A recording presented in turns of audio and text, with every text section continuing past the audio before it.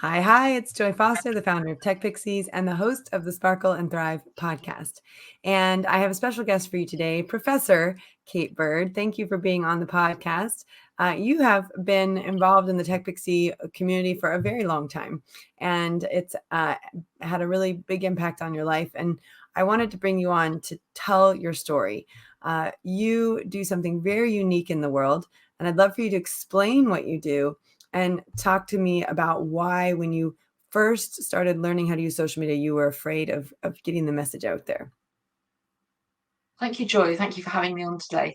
Well, what I do, I'm a researcher and a consultant and trainer in international development. So I'm a socioeconomist, and I've worked on trying to understand poverty dynamics for a very long time. So what makes people poor, what keeps people in poverty, what enables them to escape from poverty. And in that work, I've worked internationally in Africa and Asia with international teams for the last nearly 30 years. And I came to TechPixies initially because in the lockdown, I realized that my traditional way of working, my traditional way of networking was never going to be the same again. And I realized that the conferences, the seminars, the networking events I'd been to were just going to not be there, or certainly not for a very long time. Um, and I needed to upskill in terms of social media. I had very limited social media skills because my work had me locked into a computer most of the time. I hadn't even joined Facebook. I was just like, no, when I want to talk to my friends, I will phone them up or I will meet them. So I wasn't even on Facebook. I'd started an Instagram page, but it just had pictures of nature. It wasn't anything to do with me at all, and it had no words. So I spotted TechPixies actually on Instagram and joined the boot camp and was very inspired by it. Thought, well, this is amazing. I've made a lot of progress in 5 days. I wonder what would happen if I really joined this and committed to it. So I did. Um, and yeah, I've been part of TechPixies for over 2 years now, and have gone through a number of your programs, actually, not just the boot camp and then the social media management course, but also the Dream Builder course and your mastermind program. So in terms of where I was to begin with, in terms of getting my thoughts out there into the world, I was terrified. In the work that I do, uh, we use the written word largely. And if you do a presentation, the presentation is very carefully structured around a PowerPoint. There's a very clear formula for how you do it. You provide your evidence. It's quite distanced from you as a person. You don't talk about your feelings, about what makes you feel passionate about something. You don't express judgment, or very, very cautiously and very couched with technical terms. So I was used to that, and I was used to writing evidence-based pieces of research, which would then be peer reviewed. They'd go through a long peer review process before they saw the light of day. So the thought of me ad-libbing and saying what I felt and what I thought as a person, particularly judgmental things about my sector and what was wrong with the sector and how it needed to change, terrified me. And in my sector, your credibility and your standing is everything, and you spend a very long time building that credibility. And people will say someone's only as good as their last piece of work. So in other words, you can lose your credibility in a heartbeat. And I was really scared of doing that, putting myself out there and people just laughing behind their hands and saying, oh my God, she's lost her mind. Look at that work she's doing now. She's really gone crazy. Do you think she's had a breakdown? So I was really Isn't it nervous incredible about. how powerful those ants Yeah. are, those automatic negative thoughts? We were talking about that. Yes, just a segue. We were talking about that yesterday in the boot camp, with the automatic negative thoughts and the fortune telling ant. Like, I know what you're thinking, but you don't know what other people are thinking, but it really can stop you from moving forward. Yeah. So it properly terrified me. And saying anything about what I thought, it's taken me a very long time to do that, actually. Um, So I've come to that by quite a circuitous route. And what I've done is I've set up a podcast series. And I co-host a podcast series where I interview thinkers, activists, and practitioners who work in international development and in the humanitarian sector about decolonizing development. So that's looking at the racist underpinnings of development, the whole idea of development, that it comes from the global north to the global south. We're very generously giving our gift of development to those poor brown people. Um, so it's kind of trashing that and saying what a load of nonsense. And development is circular, it's two ways, it isn't a linear process, and it's nothing to do with white saviorism and us great white people supporting poor brown people. That's a load of nonsense. So it's trying to unpick that. But very much I was convening a set of conversations, weaving a set of conversations. And although I was hosting the podcast, I was very rarely expressing my own opinions to begin with. So it's taken me a while to find my voice and to be brave and put that out there. And I've begun to do that through LinkedIn and through Instagram and through comments that I now make on the podcast. But it has taken a while. Yeah, and I've had feedback from people. Some of it's been harsh, but those have been people that really either don't work in the sector or are kind of on their way out. Because there's a movement for change, and I'm a very small part of it, but there's a movement, and of course there'll be people who will resist that because they're scared of change. Wow. So, and one of the things that we were talking about before were the 6 things that you had found that were super useful while you were on this journey of transformation and finding your voice and being able to get to a place where you launched your podcast. I mean, I was saying to you before we got on, sometimes we forget how terrifying it is to put something like that out there and how much distraction, dissuasion, DEFCON kicks in, the thing, I'm going to go organize the sock drawer or clean the kitchen instead of do this thing, or you talk yourself out of it. No one's going to like it, or you just freeze and can't do it at all. I know you faced all of those things when you were trying to get your podcast out. It was like, I'm going to do it. And, and it was one of those things that you did do. And not only did you do it, but it's really taken off. So 2 things. One, I'd love to know some statistics about your podcast, because on the boot camp, I say to people, there's 3 ways that you can get your content out there: blogging, podcasting, and videoing. And you're actually, you're doing all 3, because what you're doing is a video podcast that then you put on your website with show notes. And so that's sort of like the blog element of it. What are some statistics now that you have launched this podcast and it's out there? And what are some of the things that people are saying about it? And then let's get into the 6 things that really have helped you on your journey. Sure. So in terms of the statistics, I've started keeping an analytics spreadsheet, and I update that weekly. And that just helps me to see the numbers and how the numbers are shifting, because otherwise you can be a bit kind of vague about it. You've got this vague sense that things are going in the right direction. But I've started keeping analytics, and as of yesterday, in terms of YouTube podcast downloads, there were 2,108, which isn't a huge number, but that's just the YouTube element, and it also goes out through Buzzsprout onto Apple Podcasts and Spotify. So in terms of total views, was 3,104. So that's a pretty good number, I reckon. In terms of LinkedIn follows, I only set up the company LinkedIn page last November, so it's been live for a year, and I've now got 1,014 followers. So, and in terms of my personal LinkedIn page, I've got 1,051, and that's growing week on week at the moment. So it's on an upward trajectory.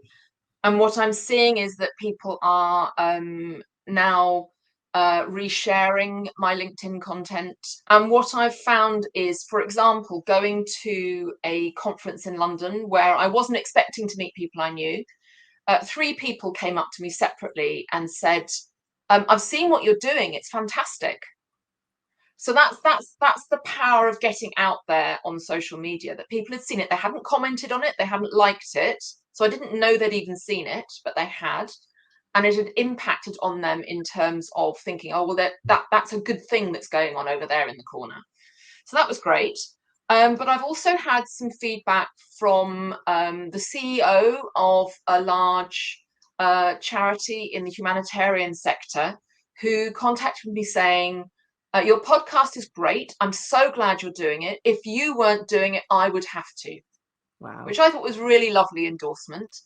And another person contacted me on LinkedIn to say, your content is fantastic. You're bringing some great people together. Thank you for the work you're doing. I've begun to net some big names. So I recently, the last podcast episode that launched was with one of the senior people from USAID, which is the American aid program. So she was talking about the work that they are doing to localize their funding, which is their approach to the sort of the anti-racism and decolonization agenda.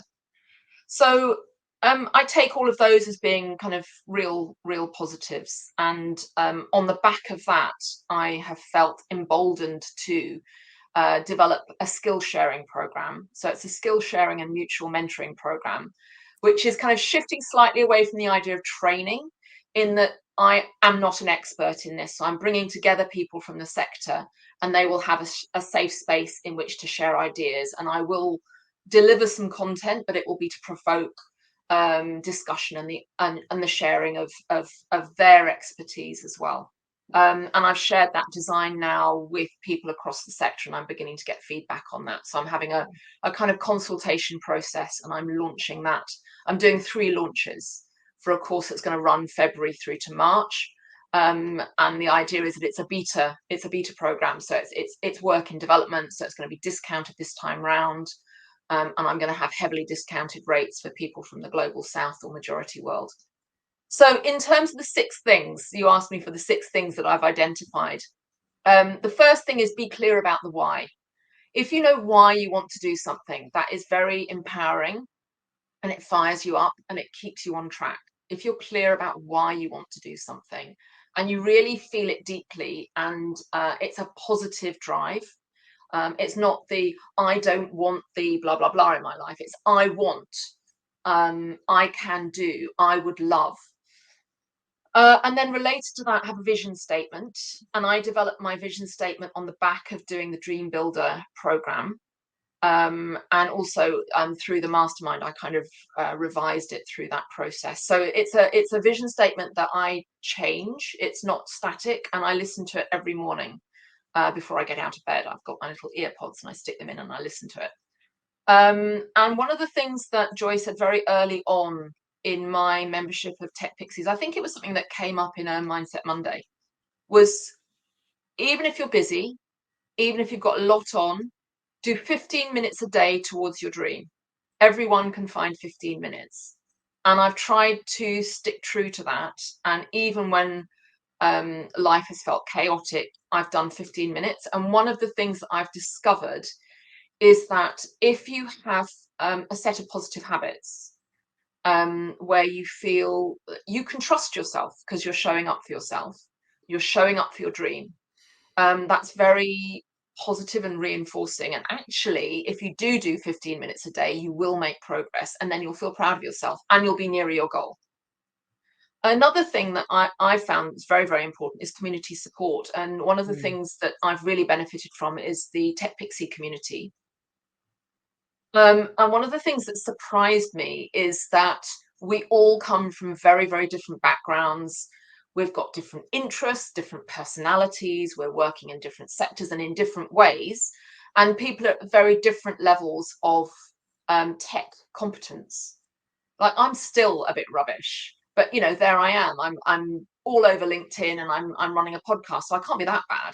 But there are people I know in TechPixies who are way more effective than me on the tech side of things, and they just kind of breathe it in. It's very natural to them, whereas for me, I have to work at it. But like I said, I've done some stuff. But for me, the community support has been fantastic, and that's not just at resolving tech issues. It's not just the hashtag ask in the TechPixie Facebook community. It's the personal support when life is a bit rubbish. I can turn to people in my my star pod, which is still active, kind of 2.5 years in. And for people who are And listening, I guess oh, sorry, just for people who are listening, a star pod is, so our program has 1,000 women who are involved in it. And what we found out was that it was great to have smaller groups of people that met as they were working together, so as they were going through the material, so that they could have a sort of a smaller accountability group, just people to connect with and learn from. So your star pod is still going. it's still going. We meet once a week, Yeah. and we found a time that's convenient for us, and we meet on Zoom, and we also have a WhatsApp group, and we share, stuff on the WhatsApp group. And that mutual support I found really, really helpful. And when you feel the wheels are about to fall off the bus, turning to your star pod and saying, a bad week, and having someone come back to you with some support or some suggestions, I found very, very useful. And also the support that I got through the mastermind group as well has been very valuable, because those are all women who are at the point of launching a serious enterprise idea. So I think that has all been very valuable. So that was point 4. Point 5, don't be scared of the tech. I was terrified. I'm not a natural, but I have found that if you do your 15 minutes a day, and you break a challenge down into tiny component parts, and you look at that tiny component part, and you work out what you need to do to fix that thing, then you can move forward, you can make progress. I now have a website I built myself. I have a LinkedIn page with 1,014 followers for my company. So it can be done. And the last thing is, get support when you need it. So there are people out there who can support you and will support you, many of them for free, and they will point you in the right direction for the tech you need. They will provide you with a bit of mentoring. The community in TechPixies is a great resource. There's a lot of generosity of spirit, and people hold each other up. It's not an environment in which you get criticized and brought down. It's the reverse. People will hold you up and tell you that you can achieve what you want to achieve, and not in a kind of empty, fluffy way, but in a genuine, meant way. Absolutely. I love that. And it's so true, and not in a fluffy way. It's like, we're going to support you, and we're going to, build you up. I mean, what we say is the values are in the word sparkle: supportive, positive, authentic relationships with women who are keen to learn and want to be empowered. And, that matters to me, that we have authentic relationships. And in my vision, and you talk about that vision statement. I say it to myself every morning when I wake up and before I go to bed. That first part of it is, I am my most vibrant self. That's my health and well-being. And then my sentence about love and relationships is that I have peaceful, deep, and meaningful relationships. That's my vision of what my relationships look like in a nutshell. I mean, there's a lot more detail there, that we can break down. But what you're talking about, listening to that vision statement every day before, when you wake up, and setting the day with that tone, is so huge.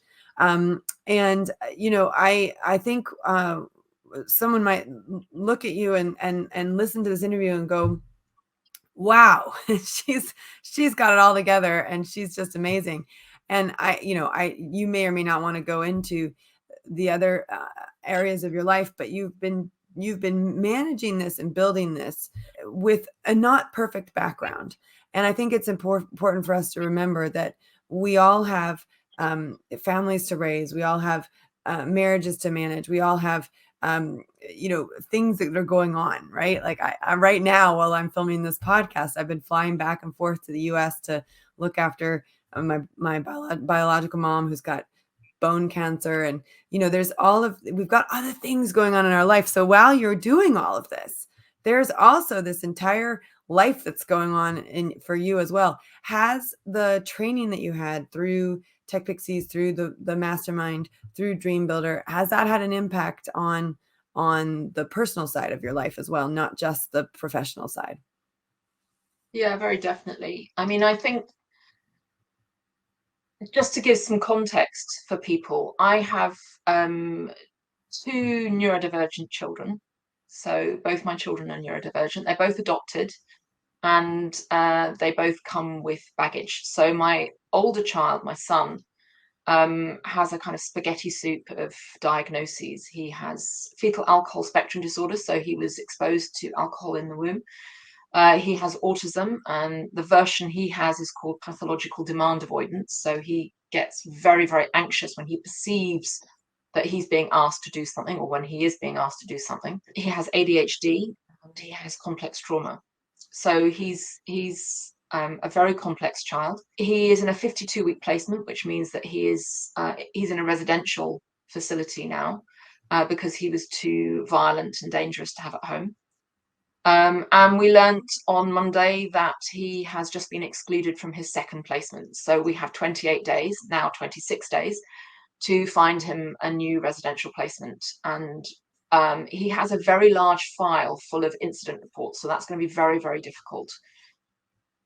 So that's one aspect of context. The other aspect of context is that my daughter is also neurodivergent, and she's traumatized largely through her brother's behavior. My mother was diagnosed with vascular dementia a couple of weeks ago, and I'm my mum's carer with my sister. And I have IBS. I've got irritable bowel syndrome, and I've got the kind of severe version. So between May and September, I was in bed for 4 months. I was barely left the house. I would get out of bed to record a podcast episode, go back to bed with my laptop to do the social media, and spent a lot of time sleeping, because it gives me brain fog and profound exhaustion. So I'm dealing with a chronic health condition which is very unpredictable. I don't know when I'm going to be sick. Each day that I wake up well, I celebrate the fact that I'm well. But bearing that in mind, I have found the vision statement and the why I want to do stuff has held me true. It's kept me coming back to what I want to do, why I want to do it, why it's worth doing. And then the 15 minutes a day, even if I'm feeling completely awful, I can still manage 15 minutes of something generally. And that's helped me to maintain some momentum even when I've been sick. So that's some context of my life. And I think I do think for me, being really clear about the why has kept me going, because I could just say, God, this is too much. This is all too much. And I need to take early retirement. I need to just focus on family and on my health. I need to take it easy because I deserve it. But there's a strong part of me which still feels I've got something to give, and a commitment to help to create change in the sector that I've worked in for the last 30 years. Thank you for sharing that, and thank you for being open about what's going on, because I think people need to know that part of the challenge of creating a legacy and making a huge impact on the world is that you do it through the messy middle. You do it through the challenges that surround you, and that if you can hold steady to that vision, you can hold steady to that feeling of what it's like when it all comes together, when it is working the way you want it to work in your vision. If you can stay in that and keep taking one step forward every day, you will make progress. And, I think one of the people who really that you remind me of is Dame Stephanie Shirley. And she had a son with severe autism, and she built a fantastically successful company that had a huge impact, not just in the tech sector, but for women. She hired women to work from their kitchen counters in the 60s, when no one was hiring women to work in coding and in tech. And so there is, like you said, there's this part of you that really feels there's more that you have to offer the world. And what you've been able to do for your family at the same time is absolutely extraordinary. So I just want to say thank you for coming on the podcast. Thank you for sharing your journey. It's very special to me to watch you continue to make progress and lean into that vision, really know your why.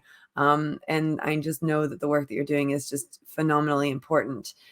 So I want to encourage you to keep doing it. And not that you need encouragement from me, but I think that's part of my job, is to keep cheerleading everybody to keep doing what they are, just have these unique, incredible talents and skills for. And just want to say a huge thank you to taking time out of your day to share your story, to inspire others. I certainly hope anyone who's thinking about launching a podcast takes it quite seriously, because look at what can happen when you do that.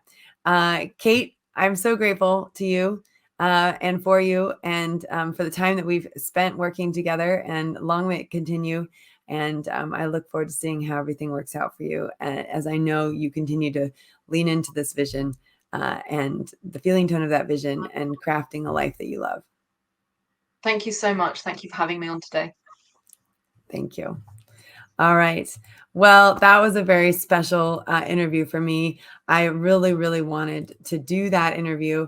And I'm really grateful that Kate said yes. And Kate talked about the different programs she's done at TechPixies. We have several programs at TechPixies. One of them is our Social Media Superhero Bootcamp.